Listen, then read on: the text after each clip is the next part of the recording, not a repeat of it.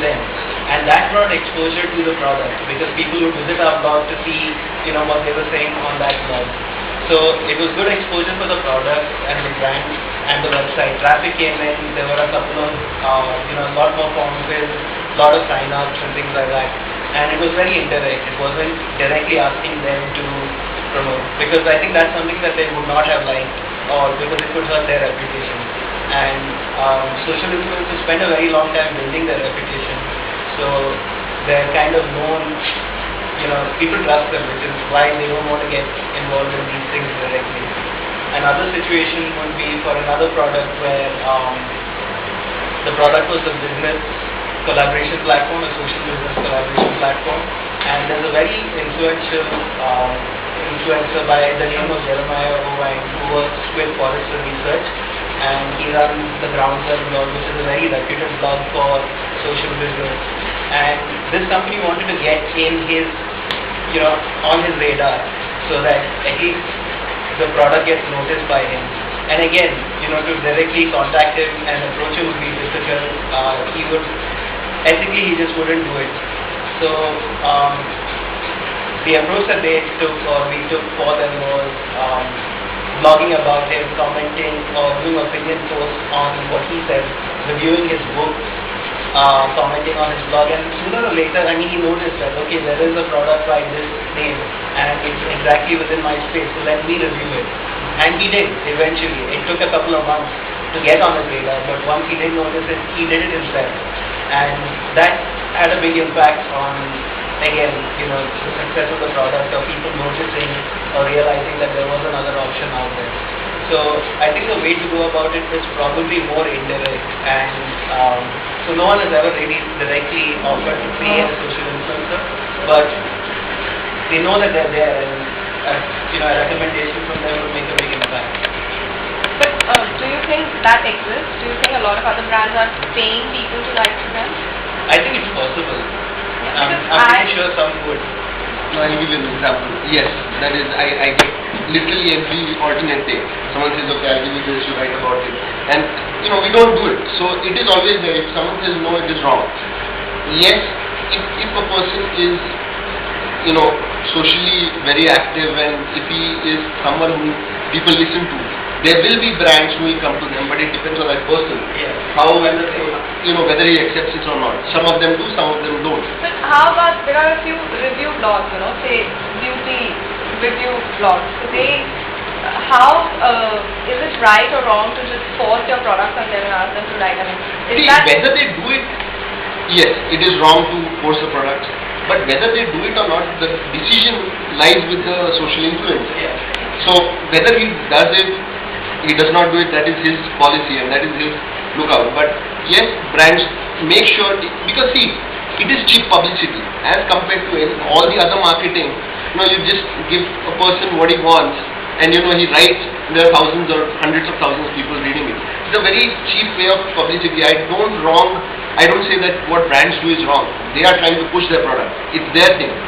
But social influencer has to make decision whether he's going to, he may take the money and he'll say, okay, or money or whatever they are giving him. I'm going to review your product neutrally, whether it is right or wrong. Is it okay? But if he says, no, only I'll write about positive, then it is ethically wrong. Also, how many of you know about Miss Malini? I'm sure everybody's there. About what? Miss Malini. She's a social influencer. Like a big time social influencer. So I don't know how far it's true, but then apparently her wedding, her honeymoon, everything was sponsored. Yeah. She just had to go for the honeymoon and come back and write about it. I mean, imagine getting married, a lavish wedding for free, just because you have to come back and blog about it. Now people know, I know about it, but probably I probably wouldn't go and check her blog, but a lot of people would be aware of this and still go and check her blog. So I don't know where is I don't think it's wrong though. See, from brand perspective, someone has followed that. I'm not saying it's wrong, but the point is that I know that, she was sent for free. Obviously she's going to come back and write positive stuff. She can't be saying, oh my god. That's why I think social influencers are also cautious because it's their credibility at stake. Absolutely. So I don't think they would take a blind decision unless they are very sure about it. So That's what, as a social influencer, if at all I become, I would think about it like that. So also engaged in the example that you cited.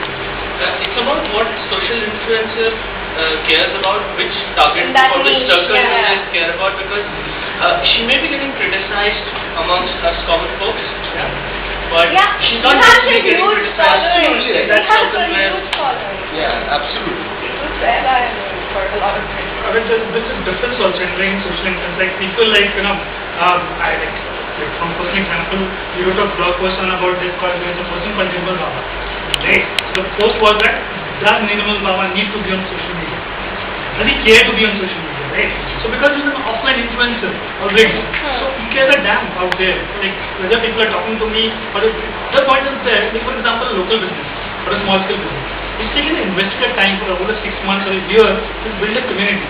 He or she will dare not do this kind of a thing because he knows like that person knows what is the pain that I've gone through to create that whole community. It doesn't take that's what people think that social media is another form of making money and how can I make it fast.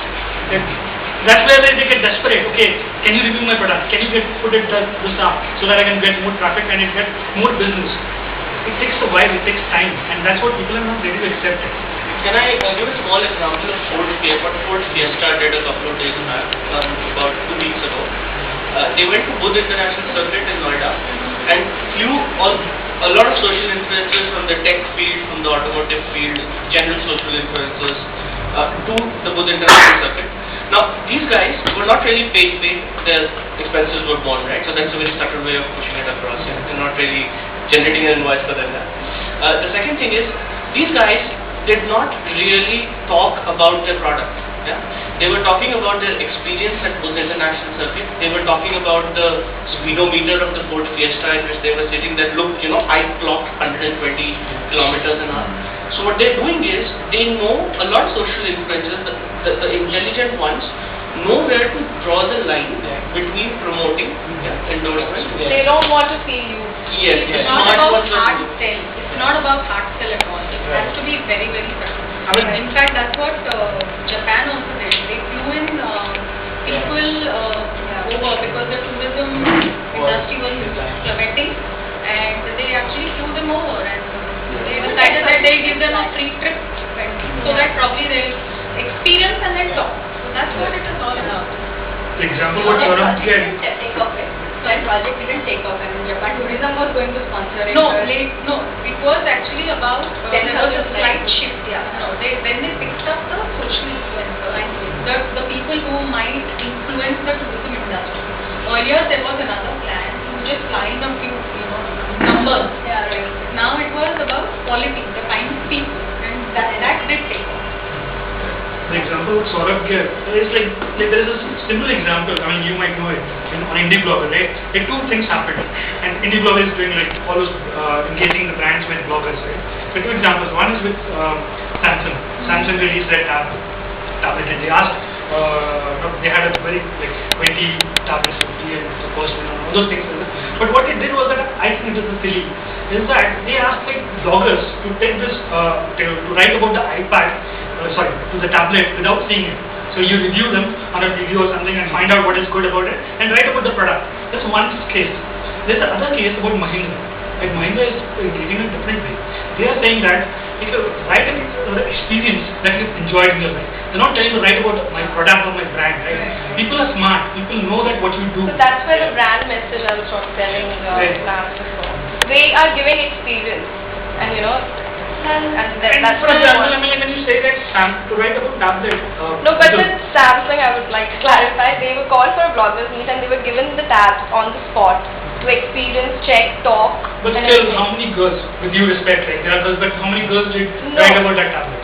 They were not. Right? But when you ask something How like, many tech bloggers are share your experience, there are like loads of people. The common man is writing about them. No, but then they go back and write about the fun stuff they did. But it's a Samsung meet, so that's where it's So moving on, our next question is for Radha. How should we use brand evangelists to share their opinions online? Alright, so I will define what I feel brand evangelist is. Brand evangelist to me is somebody who creates conversations about your brand. Now, by default, the brand managers, the marketing managers, the product managers are the brand evangelists.